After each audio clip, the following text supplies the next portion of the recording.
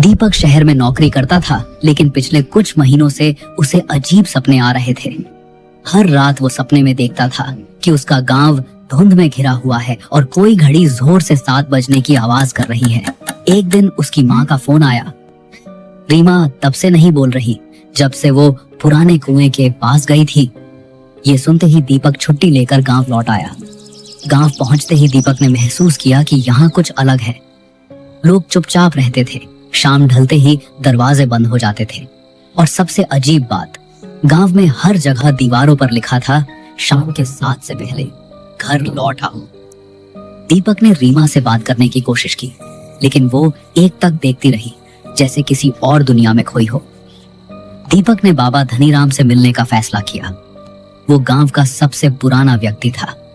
बाबा ने कहा, 7 बजे नरकटपुर की जमीन जागती है और जो बाहर होता है वो फिर कभी भीतर नहीं आता बेटा।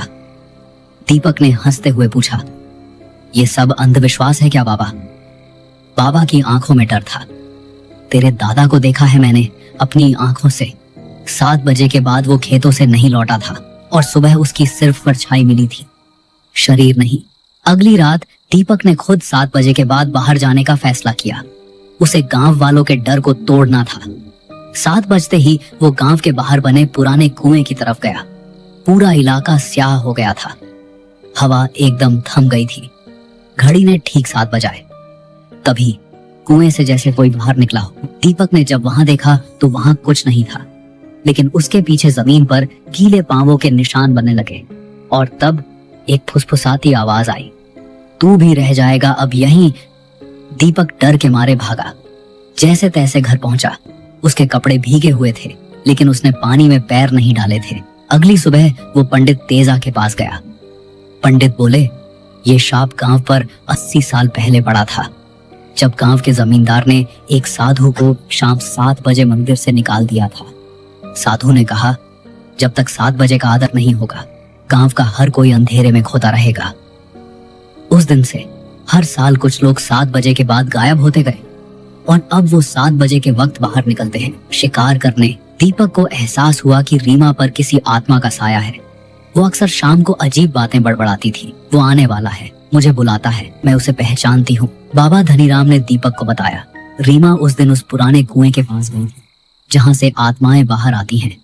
शायद कोई अब उसके भीतर है। दीपक ने रीमा को मंदिर ले जाने का फैसला किया, लेकिन ठीक 7 बजे रास्ते में उन्हें एक छाया इंसानी नहीं थी।